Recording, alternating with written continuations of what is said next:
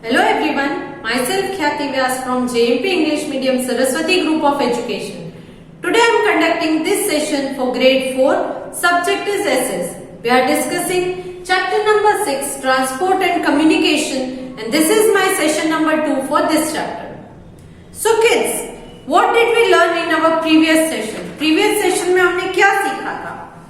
सबसे important transport का meaning. Transport means it refers to the carrying of people or goods from one place to another. एक जगह से दूसरी जगह पर अगर कोई इंसान या कोई गुड्स ट्रैवल करके जाता है, may be it is by land, air और वाटर, तो उसे हम कहेंगे transport. Transport are of different method. अलग अलग रीत से ट्रैवल किया जा सकता है, ट्रांसपोर्ट किया जा सकता है. That is roadway, railway, waterway and airway. Roadway and railway, तो ये लैंड ट्रांसपोर्ट जो है उसमें दो अलग पार्ट है, एक है रोडवे और एक है रेलवे. रेलवे ट्रैक के ऊपर चलता है, correct. Then we also discuss that early man used to travel on feet first. Then he discovered that he can ride on an animal and then he can travel. Then after the invention of wheel, he discovered the cart. Wheel के invention के बाद उसने cart बनाया और उस cart को animals खींचते थे. And slowly and gradually we developed ourselves and now we are also using vehicles like car, scooter, bus, etc. Airplanes, trains, metros, bullet trains, train में भी अलग अलग है, ये सारी चीजें हमने डेवलप की. Then in detail study about roads we learn that there are two types of road. One is metal road. Metal road में या तो टार रोड्स होते हैं, दैट इज डामर से बनाए गए, और या तो फिर सीमेंट से बनाए हुए रोड होते हैं. सीमेंट से, कंक्रीट से बनाए हुए रोड होते हैं. तो ये मेटल रोड है, ये लॉन्ग लास्टिंग होते हैं और बारिश के सीजन में भी कुछ नहीं होता है इन रोड्स को. Other one is non metal या कच्चा रोड. मेटल रोड को पक्का रोड कहा जाता है, नॉन मेटल को कच्चा रोड कहा जाता है. ये मड का होता है और रेनी सीजन में बहुत डिफिकल्ट हो जाता है यहाँ पर ट्रैवल करना, इसके थ्रू ट्रैवल करना. देन जो बहुत बड़े रास्ते होते हैं उन्हें हाईवेज कहा जाता है. हाईवेज में टू टाइप्स के रोड होते हैं. वन इज नेशनल हाईवे, जो पूरे नेशन के, दैट इज पूरी कंट्री के बड़े बड़े सिटीज और टाउन को कनेक्ट करते हैं. And other one is state highway, जो उस पर्टिकुलर स्टेट के ही सिटीज या टाउन्स को एक दूसरे से कनेक्ट करते हैं. इन नेशनल हाईवेज के और स्टेट हाईवेज के एक पर्टिकुलर नंबर्स भी दिए गए हैं, करेक्ट. NH27, NH17, ऐसे NH जहां पर है वो नेशनल हाईवे होते हैं, SH है तो स्टेट हाईवे होता है. तो इस तरह से नंबर्स भी दिए गए हैं. देन एक रोड जो है जो बहुत ही बड़ा है, जिसको ग्रैंड ट्रंक रोड बोला जाता है. आज उसका नाम है शेरशाह सूरी मार्ग, जो 16th सेंचुरी में शेरशाह सूरी नाम के आदमी ने बनाया था. It starts from Peshawar which is in Pakistan and extends till Sonargaon in Bangladesh. Bangladesh के सोनारगांव तक का यह रास्ता है. That is from north India to central India and then passing on to east India, फिर बांग्लादेश. तो पाकिस्तान से नॉर्थ इंडिया में एंटर होता है, फिर सेंट्रल इंडिया के थ्रू ईस्टर्न इंडिया में पास होके बांग्लादेश तक वो रास्ता जाता है. Then it also connects big places in India such as Delhi, Aurangabad and Howrah. इन सारे बड़े बड़े प्लेसेस को भी एक दूसरे से ये एक ही रोड कनेक्ट करता है. देन माउंटेनियस रीजन में जो है माउंटेन्स को खोद के टनल्स बनाई जाती है ताकि वहां पर रोड बनाया जा सके.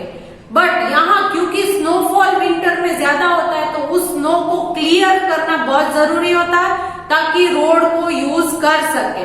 क्योंकि अगर स्नो से कवर हो जाता है वो रास्ता तो बंद हो जाने की वजह से ट्रांसपोर्टेशन रुक जाएगी वहां की, तो स्नो को क्लियर करना जरूरी हो जाता है। फिर ब्रिजेस के बारे में भी हमने डिस्कस किया था कि ब्रिजेस को रोड के ऊपर से, रेलवेज के ऊपर से, रिवर के ऊपर से या नीचे से भी कंस्ट्रक्ट किया जाता है, ताकि आपको बिना किसी रुकावट आपका ट्रांसपोर्टेशन हो जाए। देन आज हम जो फूड ग्रेन्स खाते हैं, वेजिटेबल्स, फ्रूट्स, ये सारी चीजें खाते हैं, ये पूरे कंट्री में या पूरे वर्ल्ड में अलग अलग जगहों पर इनका जो है इनको ग्रो किया जाता है। बट आप जहां पर रहते हो, आपके सिटी में भी ये अवेलेबल है। क्यों? क्योंकि रोडवेज से इनका ट्रांसपोर्ट किया जाता है एक जगह से दूसरी जगह, और आसानी से आप उसे ले सकते हो। In today's session, we are going to discuss regarding the railways and the waterways. आज के सेशन में हमने रोडवे को ऑलरेडी डिस्कस कर लिया है, हाइलाइट्स दे दिए, तो रेलवे और वाटरवेज को डिटेल में डिस्कस करेंगे। The railway are an important means of transport. Railway बहुत ही इम्पोर्टेंट मीन्स ऑफ ट्रांसपोर्ट माना जाता है। They are one of the cheapest means to travel over long distance on land. Land के ऊपर लॉन्ग डिस्टेंस ट्रेवल करना है तो सबसे सस्ता जो होता है वो है रेलवे। क्यों? क्योंकि ट्रेन इतनी बड़ी होती है तो एट ए टाइम बहुत सारे लोगों को एक जगह से दूसरी जगह पहुंचा देती है, और कॉस्टिंग भी इतना नहीं होता है, और बच्चों को तो ट्रेन में बहुत ही मजा आता है। The British introduced the railways in India. India में ब्रिटिशर्स ने रेलवे को स्टार्ट किया था। The first train ran in 1853 between Mumbai and Thane. India में सबसे फर्स्ट ट्रेन जो चलाई गई थी वो है 1853 में, जो ब्रिटिशर्स ने स्टार्ट की थी, और वो ट्रेन मुंबई से थाने तक चली थी। Earlier, steam engines were used to pull the trains. पहले के जमाने में स्टीम इंजिन्स का यूज किया जाता था ट्रेन्स को चलाने के लिए, steam engines. Nowadays, trains run on electricity. But आज स्टीम इंजिन्स को यूज नहीं किया जाता, इलेक्ट्रिसिटी से इन ट्रेन्स को रन किया जाता है। Trains journey has become much faster and more comfortable. Train में ट्रैवल करना लोगों के लिए बहुत ही कंफर्टेबल होता है, क्योंकि ट्रेन में आप बैठ सकते हो, चल फिर सकते हो, सो सकते हो। देन आपकी खाने पीने की सारी चीजें उसमें मिल जाती है। बीच बीच में आपको अगर जो हॉल्ट होते हैं वहां पर रुककर आप कुछ खाने पीने की चीजें खरीदना चाहो तो वहां से भी ले सकते हो। करेक्ट? तो इस तरह कंफर्टेबल बहुत हो जाती है। Then it is also faster, बहुत फास्ट भी होती है ट्रेन की ट्रैवल करना, बहुत फास्ट एंड सेफ भी माना जाता है। Now there are two main kinds of trains. Trains में दो टाइप है, one is passenger train and the other one is goods train. नाम से ही पता चल जाता है, पैसेंजर ट्रेन जिसमें लोग ट्रैवल करते हैं, गुड्स ट्रेन जिसमें सामान को एक जगह से दूसरी जगह ट्रांसपोर्ट किया जाता है, वो है goods train. Now let's see what they have given. Passenger trains carry people from one place to another. Goods train carry goods such as coal, कोलसा, कैटल यानी आपकी जो भेड़ बकरियां है वो, देन फूड ग्रेन्स खाने पीने की चीजें, and so on from one place to another. इन सारी चीजों को गुड्स ट्रेन में ट्रांसपोर्ट किया जाता है। In big cities such as Mumbai and Kolkata, Mumbai Kolkata ऐसे बड़े बड़े मेट्रोपॉलिटन सिटीज में people use the railway to travel to the city from nearby area of work every day. Local trains भी होती है।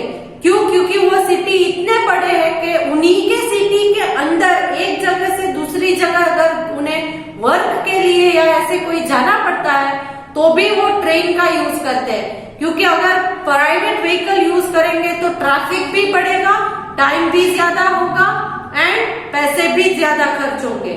तो इसलिए मुंबई, कोलकाता, बैंगलोर ऐसे जो बड़े बड़े मेट्रोपॉलिटन सिटीज है उनके पास उनकी खुद की जो है लोकल ट्रेन्स भी है जो उनके सिटी के अंदर ही ट्रैवल करती है। Delhi and Kolkata have metro, a system of underground and overground train. Delhi और कोलकाता में मेट्रोस है। बेंगलुरु में अभी मेट्रो लग रही है, स्टार्ट नहीं हुई है शायद, बट मुंबई में और कोलकाता में ऑलरेडी मेट्रो ट्रेन्स रन करती है जो कभी कभी अंडरग्राउंड से ट्रेवल करती है, कभी कभी ओवरग्राउंड यानी जमीन के नीचे से, कभी कभी जमीन के ऊपर से भी रन होती है। नेक्स्ट टॉकिंग अबाउट वाटरवेज, ये था हमारा रेलवे। रेलवे में 2 टाइप्स ऑफ रेल्स या ट्रेन्स होती है, passenger train, goods train. Passenger train जो लोगों को कैरी करती है, गुड्स ट्रेन जो सामान को कैरी करती है या कैटल्स को कैरी करती है। Next waterways, water bodies over which boats can travel such as sea, river, lake, canal and backwaters are called waterways. Rivers है, sea है, ocean है, lakes है, इनके ऊपर से जो सारी चीजें ट्रैवल करती है उन्हें waterways कहा जाता है। क्या कहा जाता है? waterways. Waterways provide one of the cheapest means of travel. Waterways सबसे सस्ता मीन्स ऑफ ट्रैवल माना जाता है। Ship, boat, yacht and canoes are means of travel over waterways. Ships, boats, इनके ऊपर आप बैठकर वाटरवेज में ट्रैवल कर सकते हो। Ships carry not only people but also goods from one port to another. Ships में जो है सिर्फ इंसानों को एक पोर्ट यानी क्या है?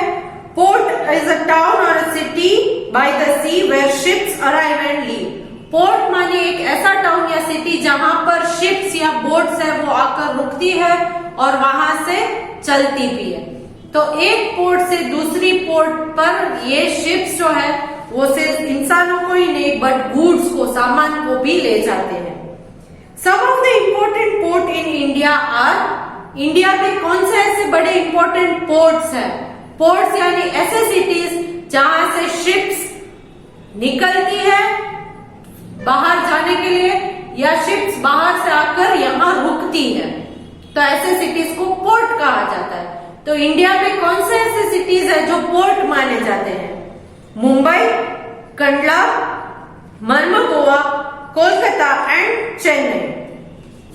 मुंबई, कंडला, मर्मगोवा, कोलकाता एंड चेन्नई। ओके, तो ये सारे इंडिया के इंपॉर्टेंट पोर्ट्स हैं। Next, boat have been used by human beings for travelling since ancient time.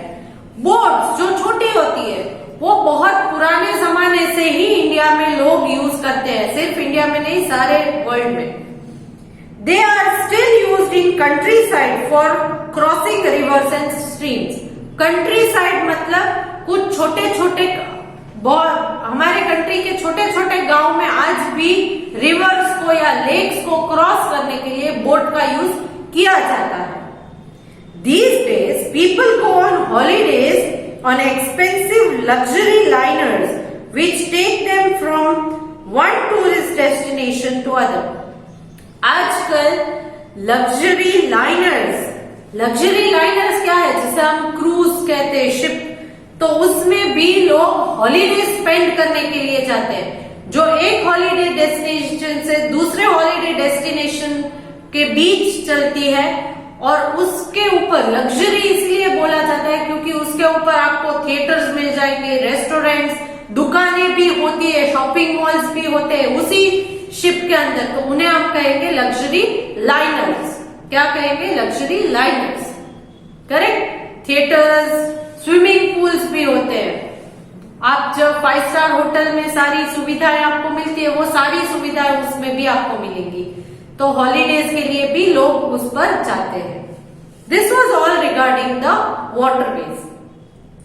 Now the last part of the transport is the Airways.